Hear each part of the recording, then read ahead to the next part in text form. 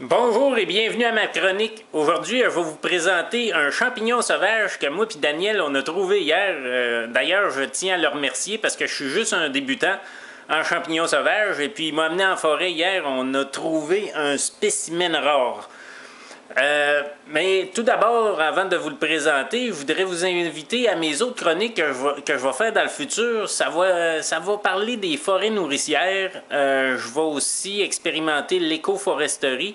Et on va avoir un jardin au printemps prochain, parce que là, on est l'automne. Au printemps prochain, je vais avoir un jardin en permaculture. Alors, n'hésitez pas à me suivre, vous allez voir, on va triper pas mal ensemble. Mais là, on va parler du chaga. Regardez-moi ça. C'est un spécimen, c'est un mastodonte. Là, Daniel, il dit qu'il n'avait jamais vu des aussi gros. Ça doit quasiment peser 15 livres, cette affaire-là. C'est un champignon parasitaire qui pousse principalement sur les bouleaux et les merisiers.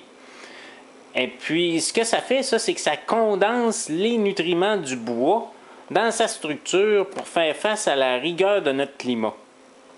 Ça a vraiment beaucoup de nutriments, des terpènes, il y a aussi des enzymes, des vitamines, des minéraux et des antioxydants, dont la superoxydase, qui est un anticancérigène très très puissant.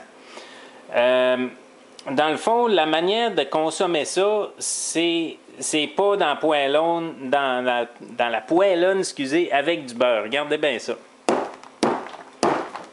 C'est presque dur comme du bois. Alors, la manière de faire, c'est de prendre des morceaux, de les réduire en très petits morceaux et de faire une décoction. Donc, de les faire bouillir durant à peu près 20 minutes. Vous allez vous retrouver avec un bouillon qui a pris toutes les propriétés du champignon, qui l'a transféré à l'eau.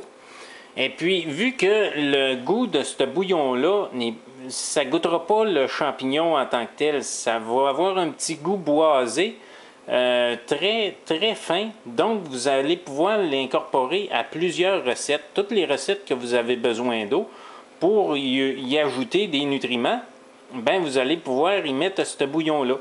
Ou carrément le faire sécher, le réduire en poudre comme ça, et puis de le mettre dans votre café, dans la cafetière. Mais là, ça ne sera pas une décoction, donc vous allez en retirer un petit peu moins, mais quand même, ça va être un café très, très boosté. Si vous voulez le conserver plus longtemps, ce que vous faites, c'est que vous le réduisez en plus petits morceaux comme ça, et puis vous le faites sécher. Alors, ben, c'est pas mal ça pour le chaga. Fait que manquez pas mes prochaines chroniques. Merci beaucoup. Salut!